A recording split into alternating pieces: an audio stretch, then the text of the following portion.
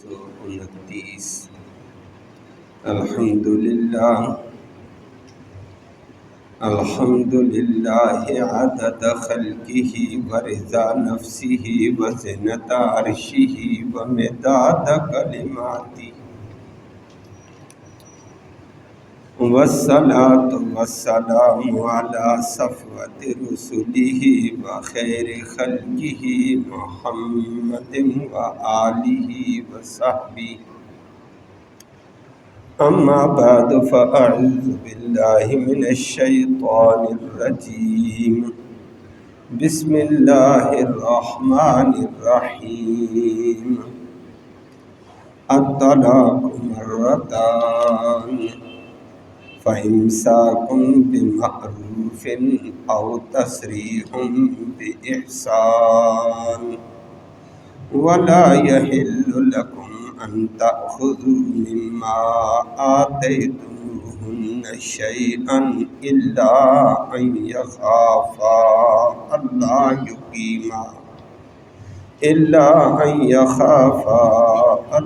يقيما حدود الله فإن خفتم ألا يقيما حدود الله فلا جناح عليهما فيما افتدت به تلك حدود الله فلا تعتدوها ومن يتعد حدود الله فأولئك هم الظالمون صدق الله العلي العظيم وبلغنا رسوله النبي الأمي الكريم قابل تکریم معزز سامعین کرام،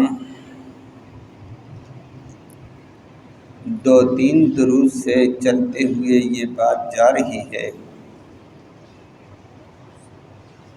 کہ اگر کسی عورت سے ناراضگی کے اندر، جھگڑے میں، فساد میں ایک بندے نے قسم اٹھا لی کہ میں تو اس بیوی کے پاس، اپنی بیوی کے پاس، فلاں کے پاس کبھی نہیں آؤں گا، 4 ماہ تک نہیں آؤں گا یا زیادہ در تک، یا پوری زندگی کا کہہ دیا، تو شریعت نے کہہ دیا یہ تیری غلطی ہے،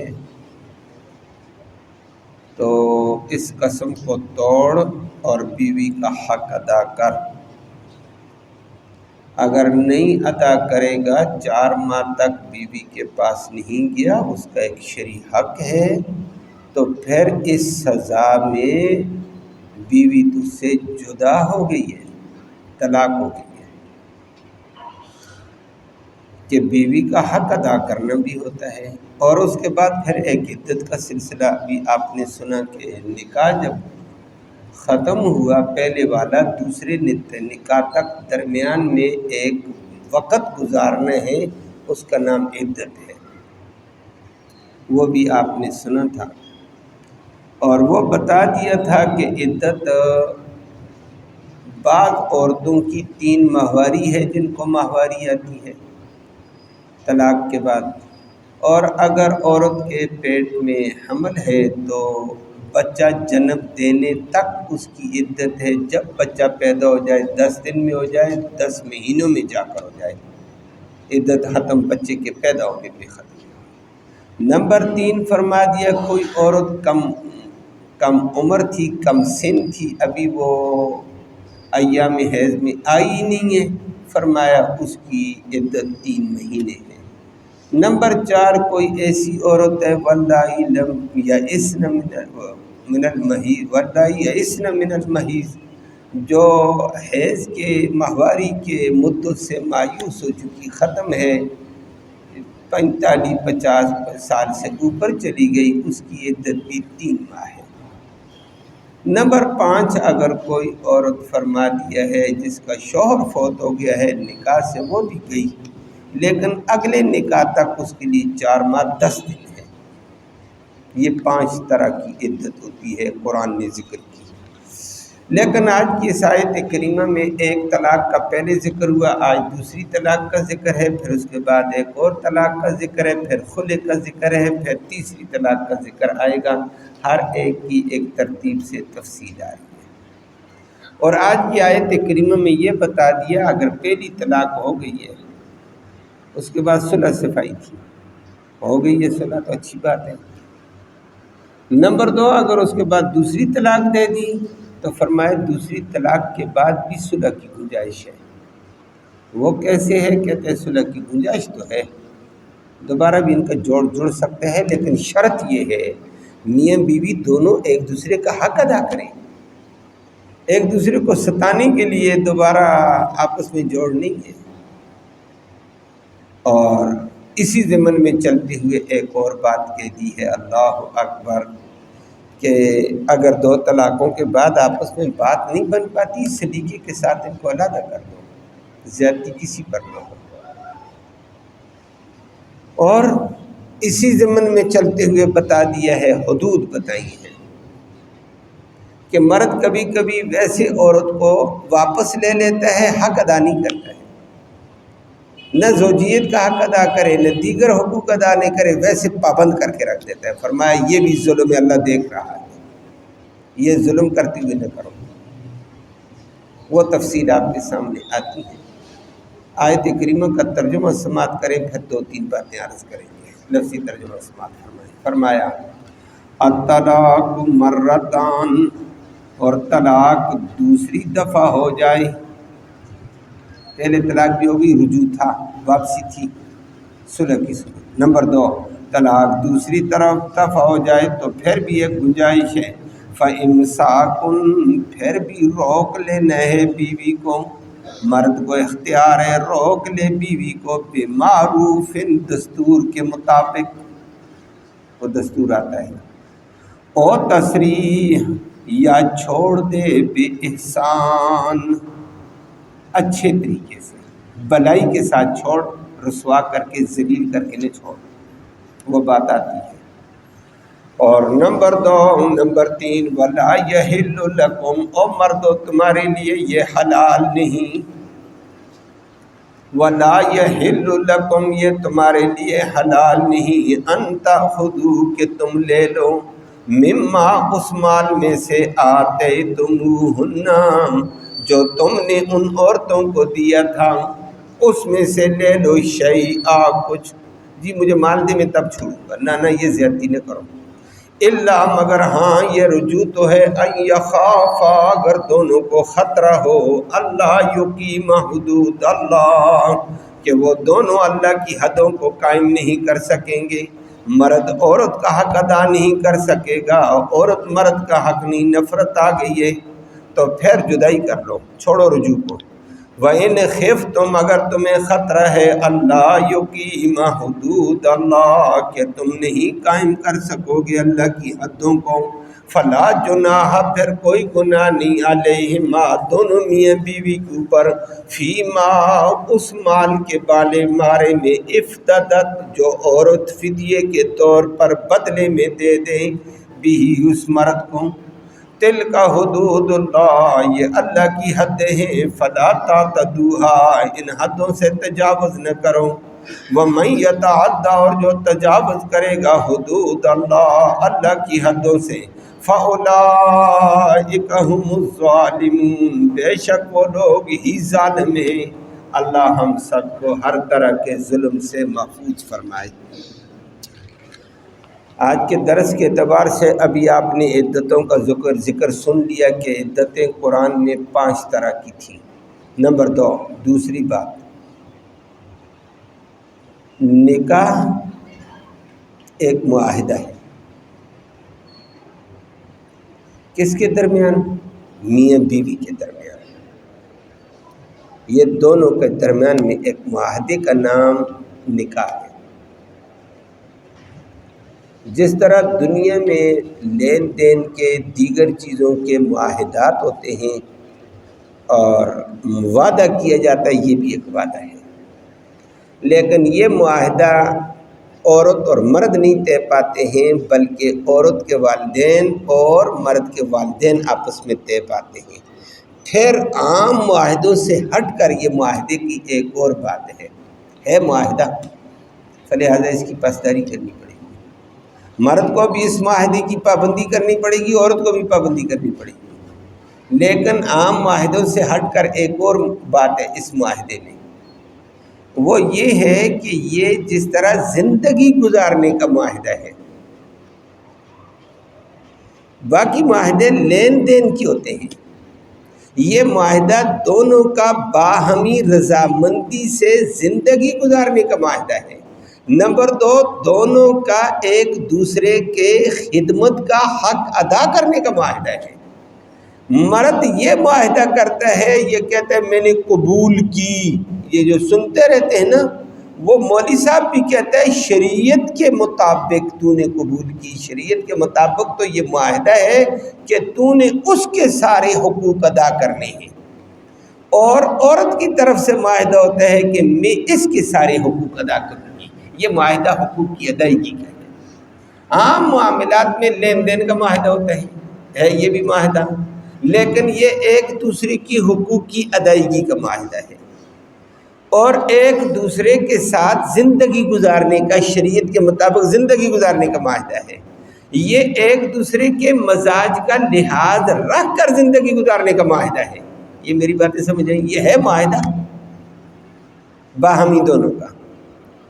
تیسری بات اس میں، چوتھی بات ایک اہم آ جاتی ہے کہ نکاح معاہدہ ہے، لیکن عام معاہدوں سے ہٹ کر یہ ایسا معاہدہ ہے، یہ عبادت بھی ہے، سنت بھی ہے۔ کرتے ہیں دونوں معاہدہ، اور معاہدے میں یہ ہے کہ ہم اکٹھی زندگی گزاریں گے، ایک دوسرے کے مزاج کا لحاظ رکھیں گے، ایک دوسرے کے حقوق ادا کریں گے، معاہدہ یہ ہے۔ چوتھی بات ہے، اس معاہدے میں تمہارا جو معاہدہ ہوگا اس میں چلو گے، یہ معاہدہ کرو گے، اس میں تمہیں ثواب ملے گا، سنت زندہ ہوئی ہے تو یہ اس میں تمہیں اجر ملے گا، یہ عبادت ہے، عبادت بھی ہے۔ بلکہ آپ بھی سنتے رہتے ہیں نکاح میں، خطبے میں خطیب کہہ دیتا ہے کہ اللہ کے نبی کا فرمان ہے النکاح من سنتی، یہ نکاح میری سنت ہے۔ نبی کریم صلی اللہ علیہ وسلم فرماتے ہیں فمن راغب عن سنتی فلیس منی، جو میری اس سنت سے کنارہ کشی کرے گا کہ میں نے نکاح کرنا ہی نہیں، مرد کے عورت، یہ میرے امت میں سے نہیں ہے۔ یہ کیسے اپنی فطرتی زندگی کو اکیلے گزارے گا؟ مشکل ہے، مرد ہے یا عورت۔ فلہذا یہ معاہدہ بھی کر، اور یہ معاہدے کو میرا سنت سمجھ کر کر، نبی کا سنت۔ بلکہ آگے روایت میں فرمایا النکاح من سنت الانبیاء، نکاح تمام انبیاء کی سنت ہے، سارے نبیوں نے یہ کام کیا، یہ معاہدہ سر کیا۔ تو یہ معاہدہ بھی تھا زندگی گزارنے کا، مزاج کا لحاظ کا، حقوق کی ادائیگی کا، یہ معاہدہ بھی ہے، سنت بھی ہے، عبادت بھی ہے، اور پھر عبادت کے ساتھ اس میں عفت اور پاک دامنی بھی ہے۔ تو فرمایا کہ یہ تو بہت بڑی نیکی ہے۔ اب نیکی تو معاہدہ ہے، عام معاہدوں کو کرنے کے وقت پھر اللہ نے، چونکہ اس نکاح کے معاہدے کی ایک بڑی حیثیت ہے اسلام میں، یہ انبیاء کی سنت ہے، صرف تمام انبیاء علیہ السلام نے زندگی میں نکاح کیا سوائے ایک پیغمبر کے، حضرت یحییٰ علیہ السلام نے نکاح نہیں کیا۔ وہ عبادت میں، دین میں اتنے مستغرق رہے، ٹائم ہی نہیں ملا، دنیا سے چلے گئے، شہید ہو گئے۔ اور دوسرے حضرت عیسیٰ علیہ السلام نے ابھی تک نکاح نہیں کیا، لیکن سچے پیغمبر محمد کریم صلی اللہ علیہ وسلم نے فرمایا یہودیوں کے قتل سے اللہ نے اس کو بچا کر آسمانوں پہ اٹھا لیا، قرب قیامت کے وقت آخر میں وہ آئیں گے، یہود نصارہ کافروں کے ساتھ دجال ان کا لیڈر ہوگا، ان کا مقابلہ آ کر عیسیٰ علیہ السلام کریں گے، آئیں گے، دجال کو قتل بھی عیسیٰ علیہ السلام کریں گے، اور اس کے بعد دنیا کفر سے ان کو دعوت دیں گے، یا تو قرآن کو، محمد کریم صلی اللہ علیہ وسلم کو مانو، کلمہ پڑھو، نہیں تو تلوار ہے، مقابلہ ہوگا۔ آخر میں عیسیٰ علیہ السلام اور مسلمان غالب آئیں گے، پوری دنیا میں اسلامی نظام نافذ کر لیں گے، اس کے بعد پھر اسلامی نظام کے تحت وہ نکاح بھی کریں گے، ان کی اولاد بھی ہوگی، زندگی اسلامی گزارنے کے بعد آخر میں پھر وقت مقررہ کے اعتبار سے وہ فوت ہوں گے۔ گویا یہ سنت زندہ عیسیٰ علیہ السلام کی کریں گے، سوائے ایک پیغمبر کے سارے انبیاء کی سنت۔ فرمایا تھا یہ معاہدہ، یہ سنت عبادت بنا۔ اگلی بات، لیکن یہ عبادت تھا، معاہدہ تھا، عام معاہدوں سے ہٹ کر یہ ایک اور حیثیت اس کو حاصل ہے۔ وہ کیا؟ عام معاہدے کے لیے معاہدہ کرتے وقت لین دین ہے، جو لین دین کرتے، دو بندے لین دین کریں، گواہوں کی ضرورت نہیں ہے، گواہوں کے بغیر معاہدہ ہو جائے گا، لین دین کا معاملہ طے ہو جائے گا۔ یہ الگ بات ہے، لڑائی میں ضرورت گواہوں کی پڑتی ہے، وہ الگ بات ہے، لیکن معاہدہ سر ہونے کے لیے گواہ ضروری نہیں ہے۔ نکاح ایک ایسا معاہدہ ہے چونکہ یہ انبیاء کی سنت ہے، عبادت ہے اور حقوق کی ادائیگی کا سلسلہ ہے، ایک دوسرے کی رضامندی کی بات ہے، اور یہ پوری زندگی میں کا ایک طریقہ ہے۔ شریعت نے اس کے لیے کہا 2 گواہوں کا ہونا ضروری ہے، گواہ نہیں تو نکاح ہی نہیں ہے۔ لیکن عام معاہدے بغیر گواہوں کے ہو جاتے ہیں، وہ عدالت میں ضرورت پڑتی تو نکاح گواہوں کی ضرورت پڑتی ہے، لڑائی ہوئی تو نہیں ہوئی تو نہیں ہوتی۔ نکاح کوئی کہتا ہے بغیر نکاح گواہوں کے بس 2 مرد عورت کر لیں، یا لڑکے کا باپ لڑکی کا باپ مل کر نکاح کرا دیں، نہیں ہو سکتے بابا۔ 2 گواہ رکن ہے، نکاح گواہ نہیں، نکاح کی وہ گپ شپ ہے، معاملات ہیں، زنا ہے، نہیں ہو سکتا ہے۔ نمبر 2، پھر عام معاملات کے علاوہ اس معاملے کے لیے ایک لازم ایک اور چیز بھی کی ہے، گواہ کو ہونا بھی ضروری، رکن ہے گواہ۔ اور نمبر 2، شرط مار مقرر کرنا، دینے بھی ہے لیکن اس وقت بہرحال مقرر کر لیا جائے، لینا نہ دینا بعد کی بات بھی ہو تو چل جائے گا۔ تو شریعت نے اس کو بھی لازم قرار دیا ہے کہ مار مقرر کرو۔ کبھی کبھی لوگ کہتے ہیں کوئی مار شار نہیں ہے جی، خیر ہے۔ او بابا کوئی کیوں نہیں ہے، تیری بات تو نہیں ہے، یہ اوپر والے کا حکم ہے، تو اس کو مقرر بھی کر، اور یہ عورت کا حق ہے دینے بھی۔ کبھی کبھی کہہ دیتے ہیں چھوڑو جی خیر ہے پار کرو، فرمایا عورت کا حق ہے، دینا پڑے گا، آج دے تو ٹھیک، کل دے تو ٹھیک، جتنا بھی ہے۔ اور کبھی کبھی وہ اگلی نوبت آ جاتی ہے، بعد میں عورت کو تنگ کر کے پریشان کر کے اس کو طلاق کی نوبتیں آ جاتی ہیں، اتنا تنگ کیا جاتا تاکہ وہ میری جان چھوڑ، میں مار نہیں لیتی ہوں لیکن مجھے طلاق دے دو۔ فرمایا تنگ کر کے پریشان کر کے اس کا حق تلف کرنا یہ بھی ناجائز ہے۔ آج کی آیت کریمہ میں اسی کا بھی ذکر ہے، فرمایا یہ اس کا حق ہے، یہ بھی طے کرنا پڑے گا، یہ شرط نکاح میں شامل ہے مار مقرر کرنا۔ اگر کوئی کہہ دیتا ہے کہ مار شار نہیں ہے، کون دیتا ہے جی مولوی صاحب، لکھتے لکھو نہ لکھتے نہ لکھو، میں نے تو نہیں دینا، نہیں دینا، نکاح نہیں ہوا۔ اگر اس کی نیت یہ ہے، یہ معاہدہ ہی نہیں ہے، نکاح ہی نہیں، یہ لازم جز ہے، شرط ہے۔ اور کبھی کبھی کہہ دیتے ہیں، اللہ ہم سب کو ہدایت نصیب فرمائے۔ یہ تو میں نے ایک نکاح کی موٹی موٹی حیثیت ذکر کی ہے۔ جب یہ معاہدہ ہے 2 میاں بیوی کے درمیان میں، ان کے والدینوں نے معاہدہ کر لیا ہے، پھر اگلی نوبت آ جاتی ہے کہ اس معاہدے کو اگر رضامندی سے چلاؤ، ایک دوسرے کے حقوق ادا کرو، ایک دوسرے کے ساتھ زندگی کا تعاون کرتے ہوئے زندگی گزارو، ایک دوسرے کے مزاج کا لحاظ رکھو، اور ایک دوسرے کا پورا، مرد کا اپنا حق ہے، عورت کا اپنا حق ہے، حقوق کی نوعیت الگ ہے لیکن حقوق دونوں پر لازم ہے۔ مرد کے ذمہ عورت کے حقوق ہیں، عورت کے ذمہ مرد کے حقوق ہیں۔ وہ قرآن نے ذکر کیا وَلَهُنَّ مِثْلُ الَّذِي عَلَيْهِنَّ بِالْمَعْرُوفِ، عورتوں کے لیے بھی حق ہے اسی طرح لازم اور واجب جس طرح عورتوں پر مرد کا حق لازم ہے۔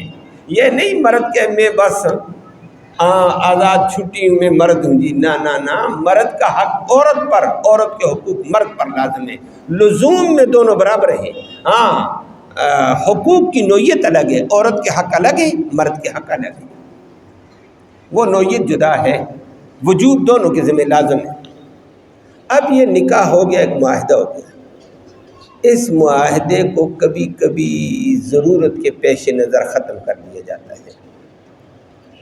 یہ تھا معاہدہ، لیکن اس معاہدے کو توڑنا عام معاہدوں کی طرح نہیں توڑ سکتے۔ یہ جیسے یہ معاہدہ بڑا اہم تھا، امام صاحب خطیب کا، عالم کا ہونا ضروری تھا، مہر کا ہونا ضروری تھا، اور گواہوں کا ہونا ضروری تھا، اس معاہدے کو توڑنے کے لیے بھی حدود ہیں، اللہ نے حدیں مقرر کی ہیں، اسی کو ذکر کر کے فرمایا تلک حدود اللہ فلا جناح، تلک حدود اللہ، یہ اللہ کی حدیں، فلا تعتدوها، اس حدوں کو تجاوز نہ کرنا۔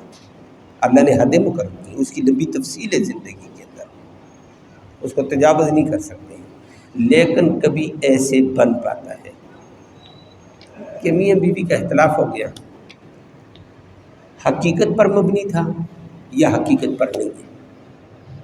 کبھی مرد کی زیادتی ہو جاتی ہے، کبھی عورت کی زیادتی ہو گئی،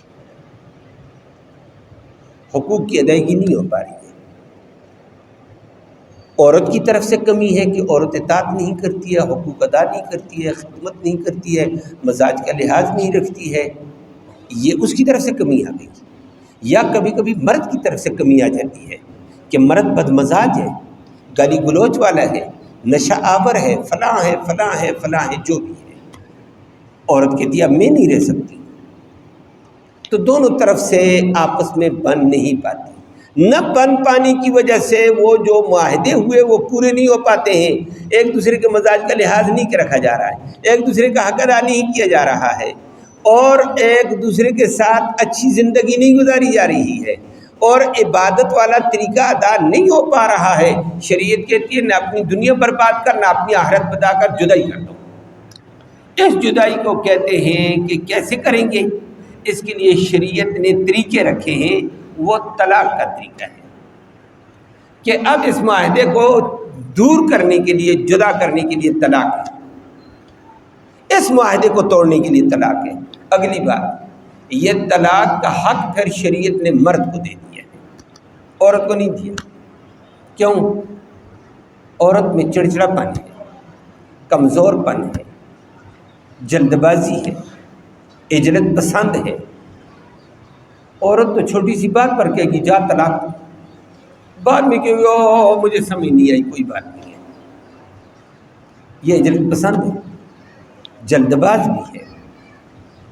بعض عورتیں نہیں بھی ہیں، اللہ نے ان کو صاف دیے ہیں، وہ ہے معاشرے میں، لیکن عام طور پر عورت عجلت پسند ہے، جلد باز ہے، اور کمزور عقل ہے، ناسمجھ ہے، اور چڑچڑے پن والی ہے، اور معمولی بات کو بہت اچھالنے والی ہے۔ شریعت نے یہ حق معاہدہ توڑنے کا عورت کو نہیں دیا کہ تیرے پاس یہ حق نہیں ہے۔ یہ حق، اور مرد کا عقل اللہ نے ذرا کامل رکھا، اس میں ذرا ٹھہراؤ رکھا، اس میں سوچ و فکر کا مادہ رکھا، اس میں مستقبل کے لیے ایک تدبیر کا انداز اللہ نے اس میں رکھا، اس لیے طلاق کا حق مرد کے حوالے کر دیا کہ طلاق مرد دے گا۔ اور اسی کو اللہ نے ذکر وَلِلرِّجَالِ عَلَيْهِنَّ دَرَجَةٌ، برابر تو مرد اور عورت دونوں ہوں گے حقوق میں، ادائیگی میں، لیکن مرد کو ایک درجہ عورتوں پر زیادہ حاصل ہے، نگرانی کا بھی حق مرد کو ہے، اور نمبر 2 طلاق کا حق بھی مرد کے پاس ہے، عورت کے پاس نہیں ہے۔ وَلِلرِّجَالِ عَلَيْهِنَّ دَرَجَةٌ، یہ مردوں کے لیے عورتوں پر ایک درجہ فائق ہے، ایک بلند درجہ ہے، یہ حق عورت کے پاس نہیں ہے۔ یہ ہماری شریعت کہتی ہے، اور آپ کے بھی ذہن میں ہوگا، عورت کے پاس اگر یہ حق دے دیا جائے نا، کوئی گھر نہیں بسے گا، وہ تو بات بات پہ بات ادھر ادھر ہو جائے گی، چھوٹی چھوٹی باتوں پہ ادھر ادھر ہو جائے گی۔ وہ اور جو گھر بس رہے ہیں نا، اس کی مجبوری ہے، اس کی مجبوری ہوتی ہے بات مان کے، میرے حق میں نہیں ہے، میں کیا کروں، اب پھنس گئی ہوں، کہتی ہے میں پھنس گئی، پھنسی نہیں ہوتی ہے، ماشاءاللہ گزارے کی زندگی چل رہی ہوتی ہے، لیکن اس کے حق میں چلا جائے تباہی۔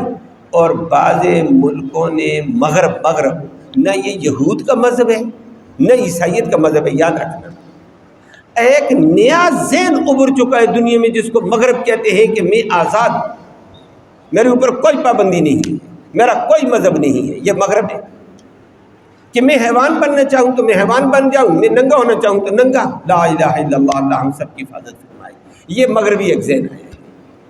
یہود کے اندر بھی یہ عورت کو حق حاصل نہیں ہے طلاق لینے کا، طلاق دینے کا، عیسائیت میں بھی نہیں ہے۔ مغرب کہتی ہے، اسی مغرب کی یلغار میں ہمارے پاکستان میں بھی قانون بنے ہیں کہ عورت کو طلاق کا حق دے دو، اور ہمارے نکاح فارموں میں یہ ایک خانہ لکھا ہوتا ہے، ایک نمبر لکھا ہوتا ہے کہ عورت کو طلاق کا حق تفویض کر دیا ہے، حالانکہ عورت کو یہ حق نہیں ہے۔ ہم کہتے ہیں بھائی غیر شرعی ہے، اور لیکن دونوں کو سنا کر کہہ دیتے ہیں بھائی کاٹیں، کہتے ہیں کاٹو جی۔ جو مغرب والے متاثر کہتے ہیں نہ کاٹنا، میری عورت کہتی ہے، میری بیٹی کہتی ہے حق نہیں، بعض ایسے بھی ہمیں کہتے ہیں تفویض ہے، اور بھائی شریعت نہیں کہتی ہے تو کیا کرتے ہو؟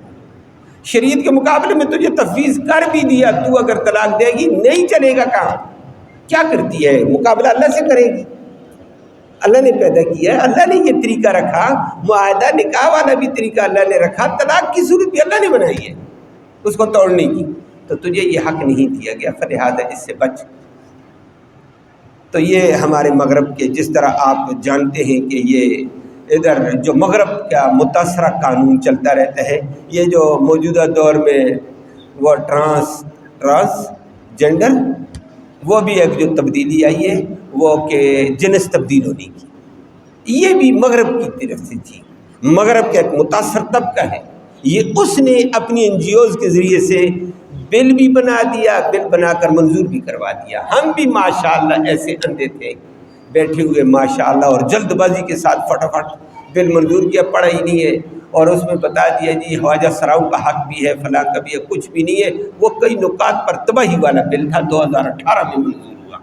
چلتے چلتے صرف ایک عورت نے وہاں اعتراض اٹھایا، جب سینٹ میں کیا تو جے یو آئی کی ایک عورت نے اٹھا دیا، وہ بھی وہاں موقع پر موجود آ گئی تھی، وہ بھی سینٹ میں۔ پھر آگے چل پڑا کہ جی یہ تو یوں بھی ہے تو یوں بھی ہے۔ پھر وہ طوفان آپ نے سنا کس پر تھوپا جا رہا تھا، کیا ہوا، لیکن الحمدللہ دوبارہ اس کو غیر شرعی قرار دے کر نظریاتی کونسل میں گیا، اس نے غیر شرعی قرار دے دیا۔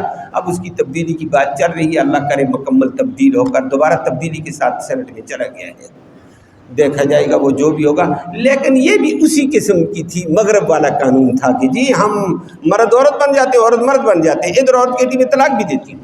اچھا، اسلام نے کہا نہیں دے سکتی ہے، یہ مرد کے پاس حق ہے۔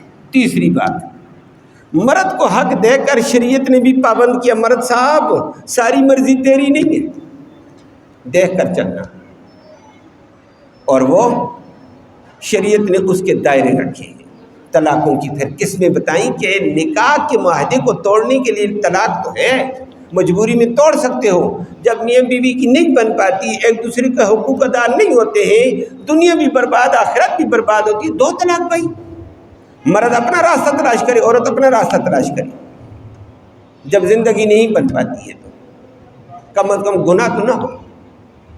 تو اس گناہ سے بچنے کے لیے طلاق ہے مباح، اور ابغض الحلال عند اللہ الطلاق، نبی کریم صلی اللہ علیہ وسلم نے فرمایا حلال چیزوں میں گندی چیز جو ہے نا اللہ کی غضب والی وہ طلاق ہے۔ حلال مجبوری میں جائز ہے، لیکن حد المقدور بچنے ہیں، لیکن کبھی کبھی نہیں بچ سکتا ہے بندہ، عورت حق ادا نہیں کرتی ہے، کبھی مرد حق ادا نہیں کرتا، تو کیا کرے عورت بیچاری؟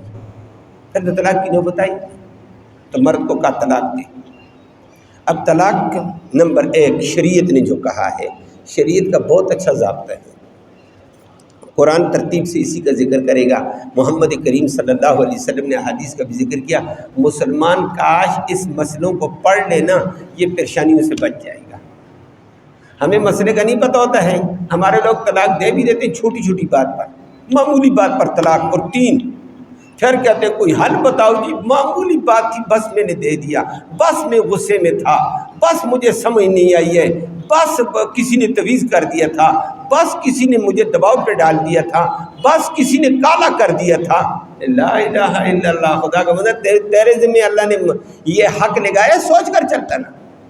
اسی لیے تو عورت سے کو حق نہیں دیا کہ وہ غلط استعمال کرے گی اس حق کو، تو مرد کو حق دیا، لیکن مرد کو کہا کہ میاں بیوی کا نبھانی ہی ہے، تیرا دل بیوی کے ساتھ نہیں لگتا، یا بیوی کا تیرے ساتھ نہیں لگتا، یا تم بیوی کا حق ادا نہیں کر سکتا ہے، اور بیوی بیچاری شکنجے میں ہے، ظلم میں ہے، وہ حقوق چاہے دنیاوی ہے چاہے حقوق ازدواجی ہے، جب تو نہیں ادا کر سکتا ہے تو پھر بھائی طلاق دے، زندگی خراب نہ اپنی کر نہ اس کی کر۔ شریعت کا حق ہے، ہر بندے کا حق ہے طلاق دے۔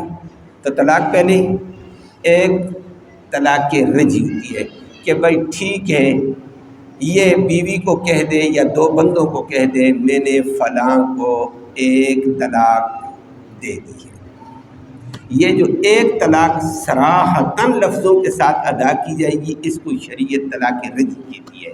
ہو گئی طلاق، بس ختم۔ بڑا آسان ہے، کل کوئی لڑائی آ جائے، کل کوئی صورت اور ہو جائے، کوئی مسئلہ بن جائے، اس کا حل ہے شریعت میں۔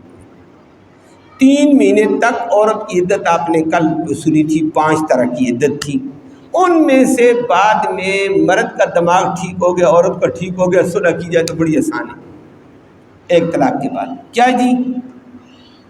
اگر عدت کے اندر بڑا آسان ہے، غلطی کا احساس ہو گیا مرد کو عورت کو، جی ہم کرنا چاہتے ہیں، مرد بیوی کے سامنے جا کر کہہ دے میں نے تجھے طلاق دی تھی، میری غلطی ہے، میں اپنے اس فیصلے سے واپس پلٹتا ہوں، میرا فیصلہ واپس، تو میری بیوی، تو بیوی بیوی بن گئی۔ 2 گواہوں کے سامنے کہہ دے، 2 رشتہ داروں کے سامنے کہہ دو بھائی بیوی ادھر نہیں ہے، سن لو میں نے اس سے رجوع کر لیا، میں نے اپنے فیصلے سے میں پلٹ گیا۔ میری بات سمجھے؟ آج کل پلٹنے کو کیا کہیں گے؟ یو ٹرن لے لیا کہ پہلے میں آگے گیا، میں واپس آ گیا، تو ٹھیک ہے۔ یہ بیوی کو کہہ دے یا 2 بندوں کے سامنے کہہ دے، کوئی ضرورت نہیں ہے بڑی پنچایت بنانے کی، کیا ختم ہو گیا؟ عورت کو جا کر بتا دیا آگے نہیں جانا عدت کے بعد، تیرے حمل نے رجوع کر دیا، ایک کے بعد بڑا آسان حل ہے، کتنے بہترین حل۔ اور اگر ان کی آپس میں نہیں بن پاتی ہے، عدت گزار کر نکاح ہو گیا، ختم ہو جائے، اپنا نکاح کرے تو اپنا نکاح کرے، کیسی ایک طلاق کے ساتھ کام حل ہو گیا۔ اور ایک عدت ختم ہونے کے بعد بھی کوئی صورت ایسی آ جائے صلح کی تو پھر بھی آسان ہے، نکاح نیا کرنا پڑے گا، مہر نیا کرنا پڑے گا، پھر بھی صلح کی صورت موجود ہے۔ اور عدت کے اندر مرد اپنے اختیار سے فیصلہ کر سکتا ہے کہ مجھ سے غلطی ہو گئی تھی، یا عورت کہہ دیتی مجھ سے غلطی ہوئی تھی، فلاں کام کی وجہ سے آپ نے طلاق دیا، آئندہ میں یہ نہیں کروں گی، ٹھیک ہے میں رجوع کر لیتا ہوں، کیسے گھر میں حال ہے، باہر جانے کی ضرورت ہی نہیں ہے، اس کو طلاق رجعی کہتے ہیں۔ البتہ یہ طلاق دے کر یو ٹرن تو لے گا، لیکن یو ٹرن کا یہ معنی نہیں ہے ابھی آج صلح ہو گئی ہے، اسے گنجائش نکل آئی ہے، آئندہ اس کو دوبارہ غلطی پر صرف 2 طلاقوں کا حق ہے، ویسے 3 ہوتی ہیں، ایک آج دے چکا تھا، آئندہ 2 دی، آئندہ 1 دے دے گا کام اور ہو جائے گا، 2 دے گا کام اور ہوگا، خیال کر کے احتیاط سے چلنا۔ یہ طلاق رجعی ہے، اور سب سے بہتر طریقہ اللہ کے نبی نے فرمایا طلاق کا یہی ہے۔ بہتر کیوں بھائی؟ کہ ضرورت کے پیش نظر ایک طلاق دے دی ہے، اور اس کے بعد کام بڑا آسان ہے، صلح کی نوبت عدت کے اندر بھی آسان ہے، عدت کے بعد بھی آسان ہے، ذلت سے رسوائی سے دونوں بچ جاتے ہیں، بہت اچھا طریقہ ہے۔ اور نہیں تو تو اپنا نکاح کرے، تو اپنا کر، کیس کیا ہے، یہ بہت اچھا طریقہ ہے۔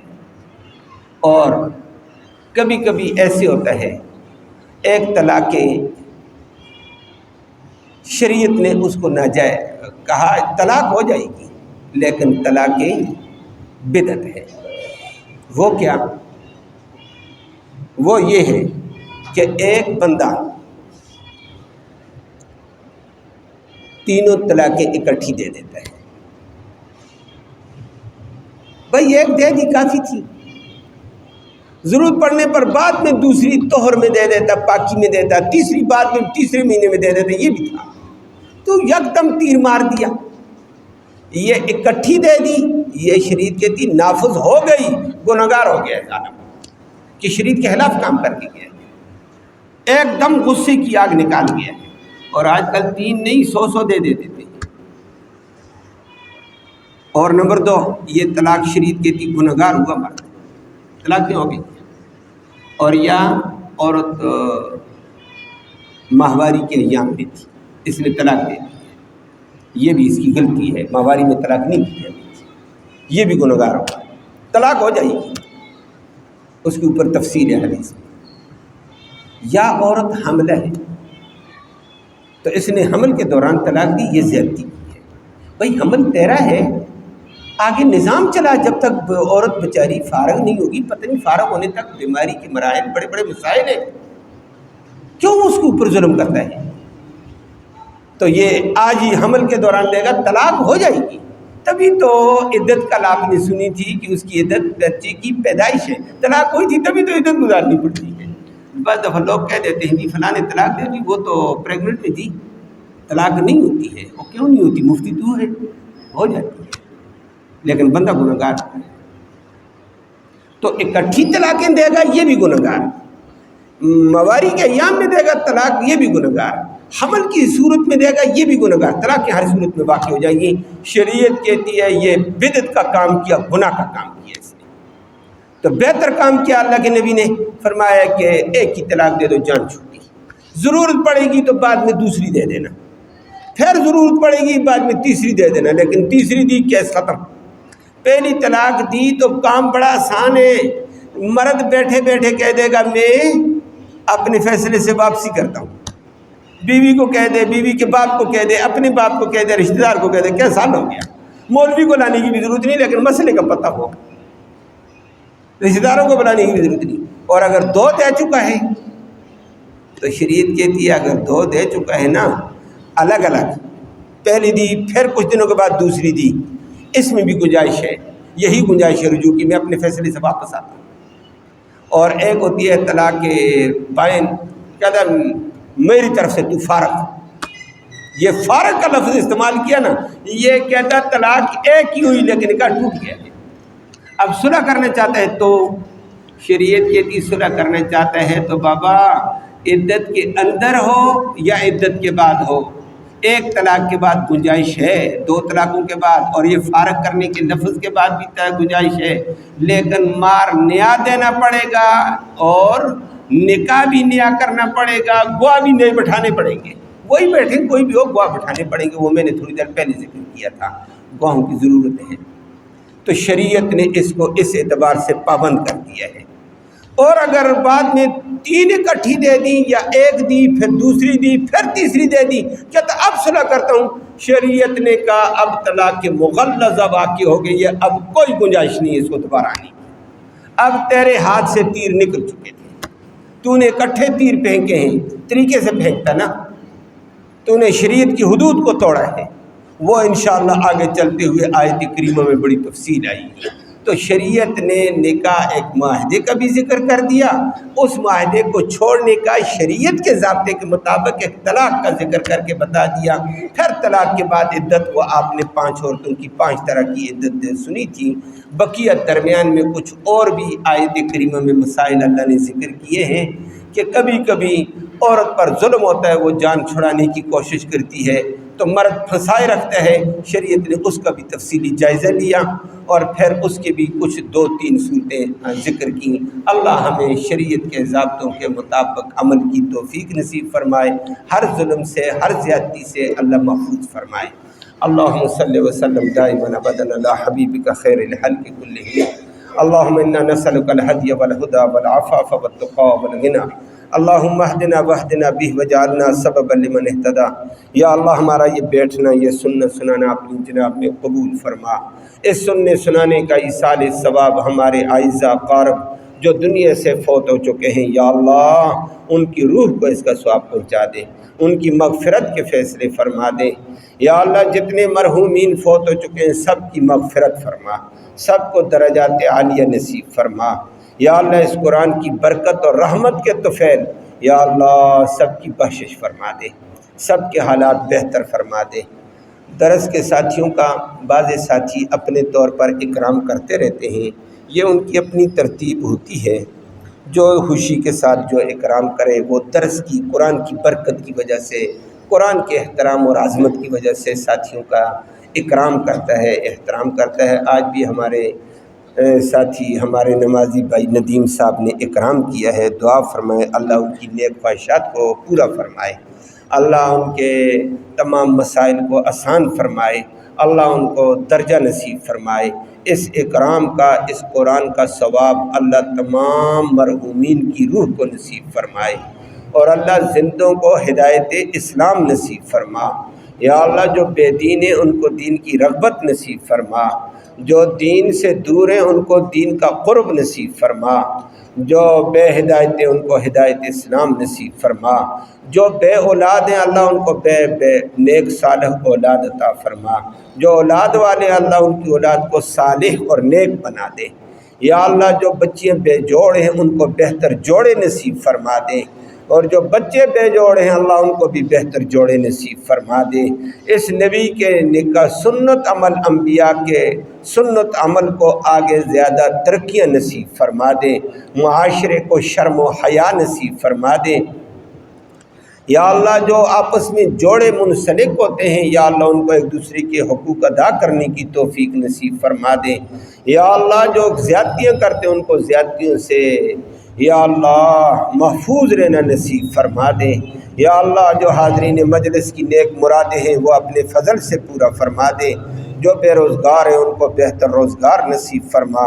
جو یا اللہ روزگار والے ہیں ان کے روزگار میں خیر و برکتیں رحمتیں نصیب فرما۔ حلال کی روزی وسعت والی برکت والی رحمت والی سب کو آسانی کے ساتھ نصیب فرما۔ حرام کو سے سب کو محفوظ و سلامت فرما دے۔ کرم کے فیصلے سب کے حق میں فرما دیں۔ اللہم ربنا تقبل منا انک انت السمیع العلیم وتب علینا انک انت التواب الرحیم برحمتک یا